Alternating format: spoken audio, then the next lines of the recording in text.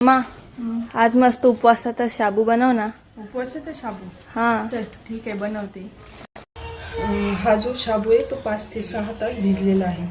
त्यामध्ये अगोदर एकदम बारीक केलेले शेंगदाण्याचं कूट मी टाकून घेणार आहे. असा आबडधोबड असा मिक्सरमधून काढलेला किंवा आपण कुटलेला.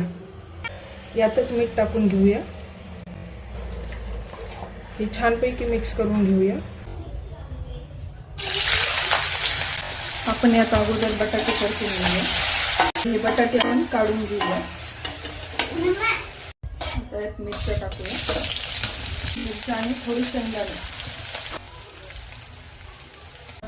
मिरची आणि शेंगदाणे परतले आहेत. त्यात आपण शाबू टाकून घेऊया. शाबू छान परतून घेऊया. शाबूमध्ये आपण जे फ्राय केलेले बटाटे आहेत ते ॲड करूया. गॅस कमी करून आपण शाबू परतून घेऊया. तुम्ही पाहू शकता आपला शाबू कसा मोकळा झालेला आहे.